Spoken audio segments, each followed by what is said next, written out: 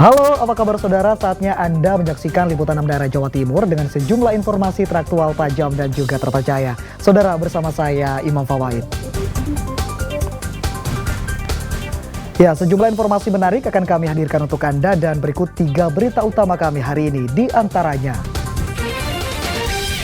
bermula saling ejek di media sosial, pesilat di Banyuwangi tewas dikeroyok 5 pemuda. Polisi gelar rekonstruksi penjaga ladang yang tewas dilempar bom ikan oleh pencuri labu di Pasuruan. Jembatan rusak akibat banjir lahar Semeru Lumajang, jasa panggul motor seberangi sungai laris manis.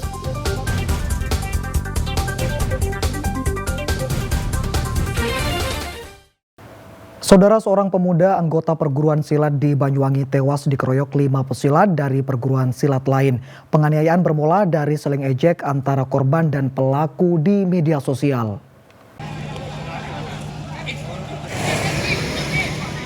Ratusan orang berpakaian hitam mengiringi keberangkatan jenazah Ava Yuda Pratama ke pemakaman umum di Kecamatan Serono, Banyuwangi. Pemuda berusia 20 tahun yang juga pesilat itu tewas dikeroyok 5 orang yang diduga dari perguruan silat lain. Korban meninggal dunia setelah sempat mendapatkan perawatan di RSUD Blambangan akibat luka dalam di kepala dan bagian tubuh lainnya. Penganiayaan bermula saat korban dan salah satu pelaku saling ejek dan tantang di media sosial. Korban dan pelaku kemudian sepakat bertemu untuk menyelesaikan masalahnya. Korban datang bersama 2 temannya, sedangkan pelaku bersama 4 kawannya. Setelah sempat cekcok, pelaku dibantu 4 kawannya mengeroyok korban hingga terluka parah. Kemudian untuk informasi, ini adalah kejadian antar orang per orang. Namun demikian, di balik itu antara 2 kelompok ini merupakan perguruan Pancasila yang berbeda. Maka dari itu kami menghimbau untuk yang lain tidak usah terprovokasi ataupun tidak usah ikut-ikutan, biar ini menjadi tindakan atau upaya kepolisian dalam menegakkan hukum, sehingga tetap kondusivitas di wilayah hukum Banyuwangi tetap terjaga. Percayakan kepada Polresta Banyuwangi, percayakan kepada Satreskrim Polresta Banyuwangi untuk memproses sesuai dengan aturan hukum yang berlaku.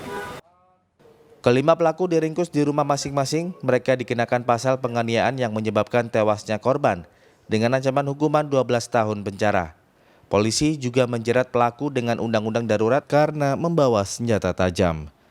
Taufik Ferdiansah melaporkan dari Banyuwangi.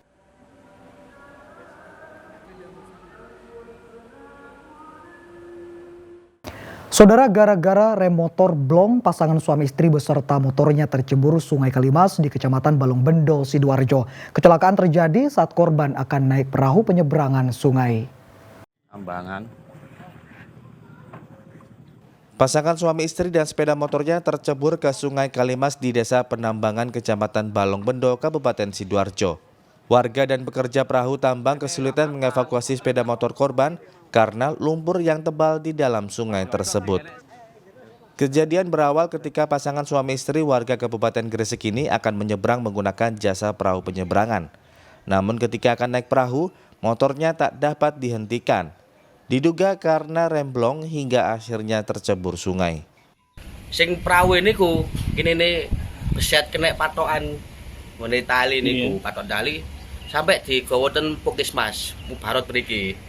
Dua lagi suami istri kecegur sepeda Supra. Beruntung pasutri tersebut selamat dan motor bisa dievakuasi. Namun pekerja jasa perahu penyeberangan terluka di bagian mata saat upaya menolong korban.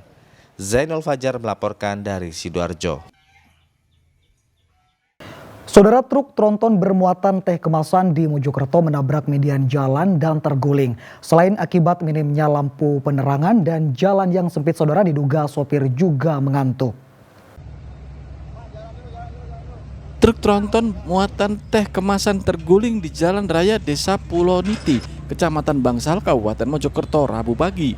Seluruh muatan tumpah dan bangkai truk melintang hingga menutup badan jalan. Akibatnya arus lalu lintas dari arah Pasuruan menuju Mojokerto maupun sebaliknya macet. Menghindari kemacetan panjang, sebuah alat berat diterjunkan untuk mengevakuasi truk yang terguling.